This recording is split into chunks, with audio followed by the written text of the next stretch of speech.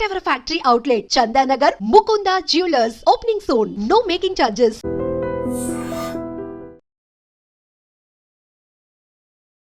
నమస్కారం, welcome to iDream ధర్మ మార్గం విత్ విజిత కార్యక్రమానికి స్వాగతం.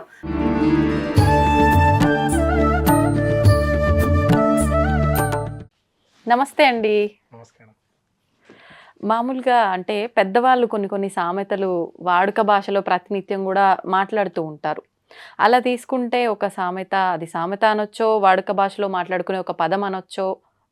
అదేంటంటే, వచ్చినప్పుడు ఏం తీసుకురారు, వెళ్ళేటప్పుడు కూడా ఏం తీసుకొని పోరు, ఎవరైనా సరే భూమి మీద పుట్టినవారు అని అంటారు.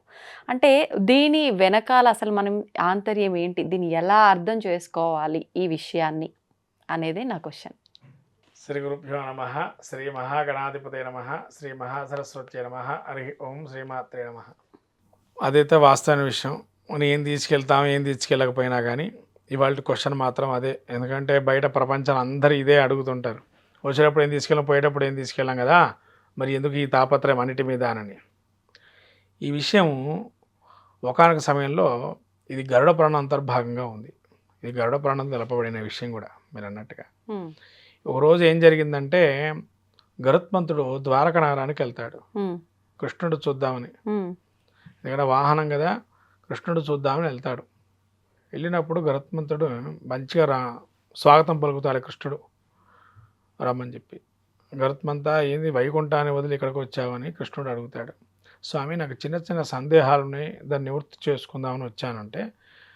నీకు సందేహాలు ఏంటిది అని అన్నాడు. ఉంటాయి కదండి స్వామి అని అంటే, సరే లోపలికి తీసుకెళ్ళేసి కూర్చొనేసి గరుత్మంతుడితో మాట్లాడుతుంటాడు. ఏంటంటే, నేను విన్నాను కొంత, ఈ ప్రేతాత్మల గురించి కొన్ని విన్నాను.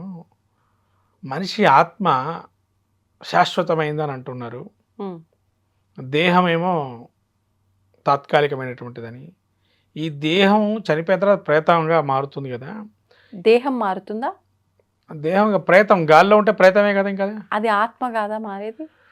ఇప్పుడు చూడండి, ఇక్కడ ఎప్పుడైతే ఖననం చేస్తామో రకరకాలు ఉన్నాయి. ఖననం ఒకటే కాదు, ఇక్కడ చాలా రకరకాలు ఉన్నాయి.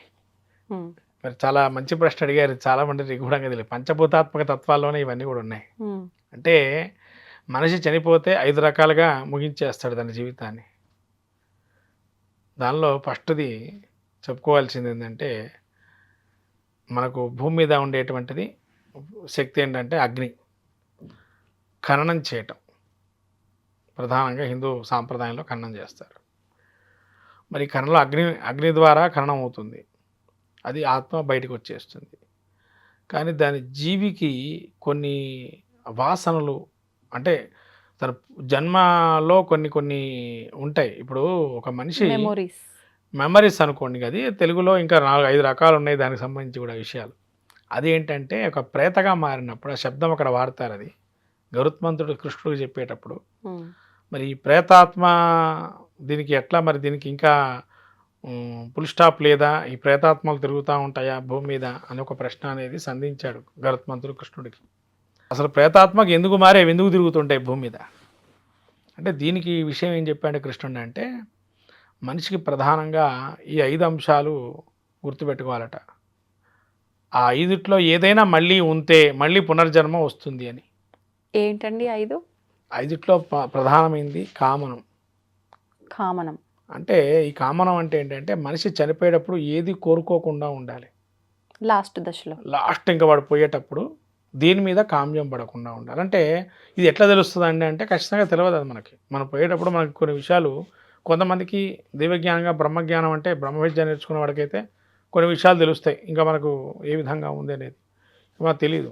ఇక్కడ కామనం అంటే ఏంటంటే, చనిపోయే దశలో ఉన్నప్పుడు వాడికి నేను ఇది పెట్టాలనో, ఇది కొనియాలనో, అది కొనియాలనో, ఇది పెట్టాలనో ఒక వీవరింగ్ ఉంటుంది మైండ్లో.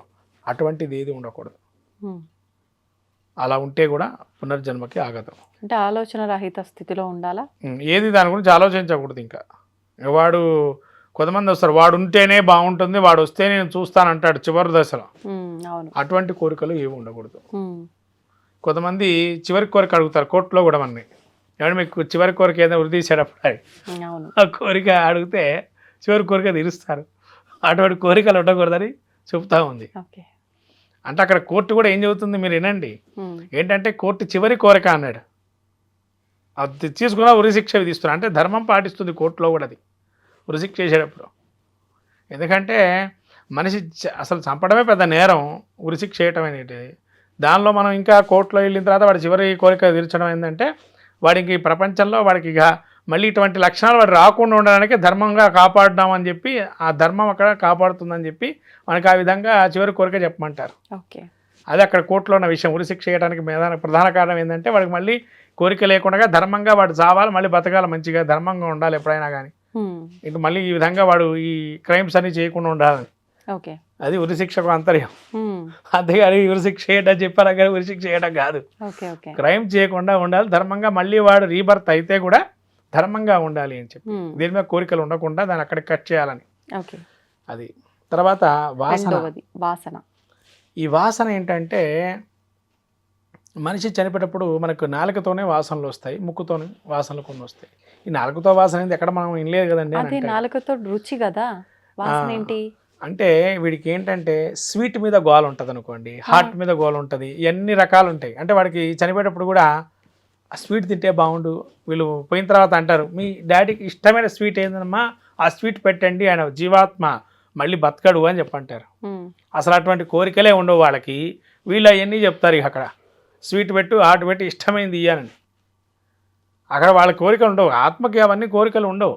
ఉమ్, పోయేటప్పుడు మళ్ళీ రీబర్త్ అవుతుందనంటే ఇట్లాంటి వీళ్ళన్నీ పెట్టడం వల్ల కోరిక పెరుగుతుంటుంది. ఇంకో స్వీట్ తినాలో ఇంకోటి ఏదో తినాలని కోరిక పెరుగుతూ ఉంటుంది. కానీ నచ్చింది ఏదన్నా లోపం ఉంటేనే అది పక్షి ముట్టదు అని అంటారు కదా, అవి చూస్తుంటాం కూడా కదా మళ్ళీ. అక్కడ వేరేది అది. అది దానికి గరుత్మంతుడికి ఇంకో ఆన్సర్ ఉంది, దానికి కృష్ణుడు చెప్పాడు దాని గురించి ఇంకో కూడా. టాపిక్ లో చేద్దాం అయితే. అది గరుత్మంతుడు ఇంకో విషయం చెప్పాడు దాని గురించి. ఉమ్, అది ఒక కథ ఉంది, అది బ్రాహ్మణ కథ ఒకటి.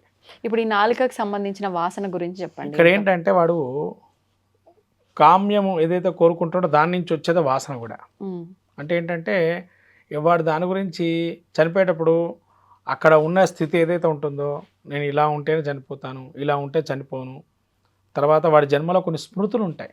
ఉమ్, స్మృతులు అంటే మెమరీస్ అని అంటున్నారు కదా ఇందాక. ఆ మెమరీస్లో ఏంటంటే కొంత యంగ్లో ఉన్నప్పుడు కొన్ని మూమెంట్స్ అవన్నీ కూడా వాడికి జ్ఞాపకం వస్తూ ఉంటాయి మళ్ళీ మళ్ళీ. లేదైనా వాడు చేదు అనుభవాలు కావచ్చు, తీపి అనుభవాలు కావచ్చు, వాడిని పగ తీర్చుకోవడం అని కావచ్చు, ఇవన్నీ కూడా వాసన కిందకే వస్తాయి. పూర్వజన్మ వాసనలు ఇవన్నీ ఉన్నాయి అంటారు కొంతమంది. అవును. అంటే ఆ వాసన ఏంటంటే వీడు పూర్వజన్మ చేసిన పాపాన్ని మళ్ళీ అదే నెక్స్ట్ జన్మగా వాసన ఆపాదించబడుతుంది. అందుకని వాసనను కూడా ఎప్పుడు వాడు ఏది కోరుకోకుండా ఉండాలి ఆ టైంలో. ఉమ్, అది కూడా ఉండకూడదు, ఓకే. ఉంటేనే జన్మరాహిత్యం వస్తుంది. ఉమ్, ఇక నెక్స్ట్ మూడవది కర్మ. ఏంటంటే ఈ కర్మ చేసేది ఏంటి అంటే వీడు చేసుకున్న పాపాలు కావచ్చు అవన్నీ కూడా కర్మగా మారతాయి. ఉమ్, అంటే వీడు తెలుసో తెలియకో చేస్తుంటాడు, అవన్నీ కర్మగా మారేది మూడవది కర్మ. ఉమ్, అంటే చేసే పనిని బట్టి కర్మ ఉంటుంది. ఆ కర్మ కూడా ఏంటంటే మంచి పని చేశాడా చెడు పని చేస్తాడా, ఆ చెడు పని కూడా ఏ ఒక్కటి కూడా సున్నా అయిపోవాలి ఆ సమయంలో. అలా ఎలా అవుతాయి? అవి కాదు, ఉమ్, జన్మరాహిత్యం కావాలంటే ఫస్ట్ ఇవన్నీ పైన 2 పోవాలా. పైన 2 పోతే కర్మ చేయడుగా ఇంకా. అవును. అంటే వీడు దాని మీద ఆలోచన అంటే కోరిక ఉండకూడదు, వాసన ఉండకూడదు. ఈ 2 ఉంటే కనుక కర్మ చేస్తానని రెడీ అవుతాడు. అది ఆఖరి స్థితిలోనే కాదు, లైఫ్ లీడ్ చేస్తున్నంతసేపు కూడా ఇలాంటి వాటిపైన ఎక్కువగా వ్యామోహం ఉండొద్దు. అప్పుడు ఈ 2 లీడ్ చేస్తేనే కర్మ చేస్తాను రెడీ అవుతాడు వాడు. ఈ 2 లేకపోతే కర్మ ఏడు ఉంటుంది, ఇంకా సున్నా అయిపోతుంది. ఇప్పుడు అంటే నేను అడిగిన క్వశ్చన్ ఒక్కసారి కనుక మళ్ళీ గుర్తు చేసుకుంటే, వచ్చేటప్పుడు ఏం తీసుకురాము, వెళ్ళేటప్పుడు ఏం తీసుకుపోము అనేది రాంగ్ ఏమో అనిపిస్తుంది. ఎందుకు అంటే కర్మని తీసుకొనే వెళ్తాం, ఆ కర్మని బట్టే మరుసటి జన్మ ఎత్తుతాం, ఆ కర్మని తీసుకొనే మళ్ళీ బర్త్. అంతే మరి ఏమి తీసుకుపోము అంటే ఏమి తీసుకోమంటే మనకు ఉండేటువంటి పాపకర్మలు ఏవైతే ఉంటాయో ఇలాంటివి మాత్రమే మనం తీసుకెళ్ళని, భౌతికానికి సంబంధించినవే తీసుకెళ్ళం. అయితే ఇక్కడ ఇంకో విషయం, ఇంకా 4వది ఉంది, అదే భౌతికం. వీడికి బంగారం మీద వ్యామోహం, అదే వాసన. అంటే అందులో కూడా ఇది అంతర్భాగంగా చేయొచ్చు, కానీ మళ్ళీ దానికి వేరేది పెట్టాడు. ఏంటంటే 4వది ఏంటంటే వాడు వేసుకునే బంగారం కానీ దుస్తులు కానీ వ్యామోహం ఉండకూడదు. వ్యామోహం అంటే ప్రతిదాని మీద ఇక అవి నాకే చెందినవి, నేనే వేసుకోవాలి. అందుకని చనిపోయిన వస్తువులు, ఆ చనిపోయినప్పుడు వాడి యొక్క బట్టలు కానీ నగలు కానీ ఎవరికి ఇవ్వకూడదు అని అంటారు. కారణం ఏంటంటే కృష్ణుడు ఆ రోజు చెప్పాడు, ఇవి వేస్తే ఏమంత ప్రమాదకరమైందని అన్నాడు. ఎందుకు ఆ ప్రమాదం అని అంటే వీడు కోరికలు కనుక ఉన్నట్లయితే మళ్ళీ వాళ్ళని పీడింపబడతాడు, వేసుకున్న వాళ్ళనా? వేసుకున్నవాడు పీడింపబడతాడని చెప్పి ఉన్నది. దానం చేయమని లేదా నీళ్ళలో కలిపేయమని తీసుకెళ్ళి దాన్ని కృష్ణుడు బంగారం చెప్పిన అండి, విషయం ఇది. బంగారం ఎలా కలుపుతారు? లేకపోతే దాన్ని ఖననం చేసేసి లిక్విడ్గా చేయండి దాన్ని, అంటే కరిగించి కొత్త కరిగించుకొని మెటల్గా చేసేసి దాన్ని ఇంకా దానం పూర్వకంగా ఎవరికైనా ఇచ్చేసేయండి. అలా కూడా ఇవ్వాల్సిందేనా? అలా కూడా ఇవ్వాల్సిందే, కానీ వాళ్ళు దాన్ని పెట్టుకోకూడదు మెటల్ కూడా. అంటే ఇప్పుడు ఎవరు అంత దానం చేయమంటే ఎవరైనా దాన త్రాతత్వ గుణం లేదులేండి ఇప్పుడు అంత కాలంలో. కానీ ఎవరో ఒకళ్ళో ఉంటారు, ఎక్కడో ఉంటారు, లేని వాళ్ళు కాదు, ఎక్కడో 10 మందిలో ఉంటారు. అందుకనే ఇప్పటికీ వర్షాలు టైంలో పడుతున్నాయంటే 10 మంది ఉంటుంటారు దానికి సంబంధించి. అట్లా ఏదైనా కృష్ణుడు చెప్పాడు ఏంటంటే, మనిషి పోయినవాడు ఏం తీసుకెళ్ళాడు ఏం తీసుకురాడంటే వాటి మీద వాసన ధ్యాస ఏవైతే ఉండకుండా ఉంటాడో వాడు మళ్ళీ రీబర్త్ అనేది ఉండదు. వాటి మీద వ్యామోహం ఉండకుండా ఉంటే, ఒకవేళ ఉన్నట్లయితే మళ్ళీ వాడు పుట్టక మానదు. ఇప్పుడు ఈ భౌతికం తర్వాత ఇంకొకటి ఏంటండి?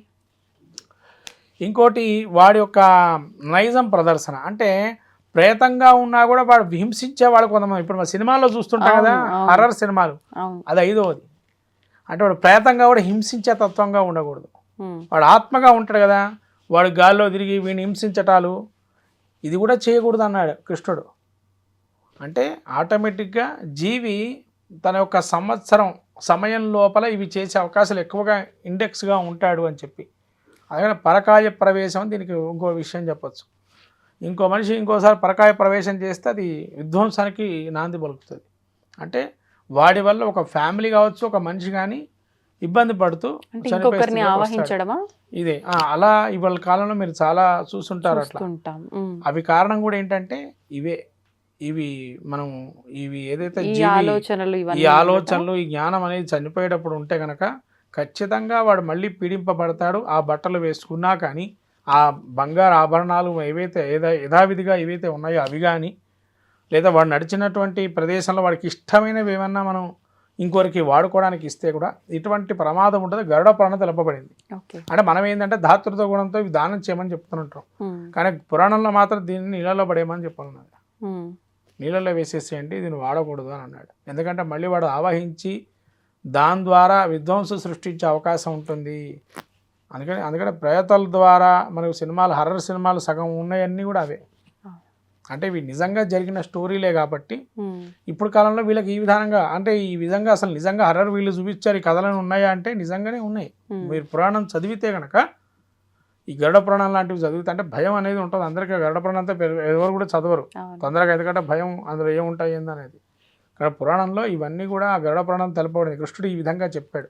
చెప్పిన తర్వాత అసలు ప్రేతం మరి ఎందుకు, మరి ప్రేతం కూడా పోవాలి కదా, అసలు అది కూడా ఉండకూడదు కదా అని అంటే, అది ఎప్పుడు పోతుందంటే దానికి కూడా చెప్పాడు ఏంటంటే, సడన్ యాక్సిడెంట్స్తో ఉండేటువంటి ప్రేతాత్మలు ఏవైతే ఉంటాయో అవి మాత్రమే సహజ సిద్ధంగా చనిపోయిన ఒక పక్కన పెడితే, ఎప్పుడైనా సడన్ యాక్సిడెంట్స్లో కానీ, ఫైర్ యాక్సిడెంట్స్ కానీ, తెలియకుండా ఆకస్మికమైనటువంటి మరణాలు ఏవైతే ఉంటాయో వాళ్ళు ప్రేతాత్మగా ఉంటారు అని చెప్పాను. ఓకే, ఆకస్మిక మరణాలు జరిగేవి ఏవైతే ఉంటాయో అవి ప్రేతాత్మలు. శాస్త్రబద్ధంగా నియమబద్ధంగా పోయినవి ఏంటంటే అవి అలానే ఉంటాయి. వచ్చేటప్పుడు ఏం తీసుకెళ్ళాలంటే, మనం బాడీలో తెల్లటి క్లాత్ వేసి మనకు డాక్టర్ ఇచ్చేస్తాడు శిశువుని.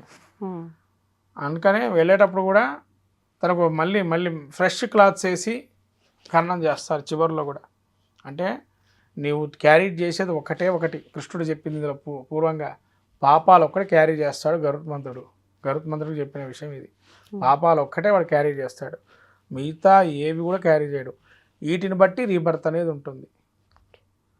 ఒకవేళ ఇది ఏం చేయలేదంటే వీడు మళ్ళీ పుట్టడు ఇంకా అనేది కృష్ణుడు గరుత్మంతుడికి చెప్పినటువంటి విషయం.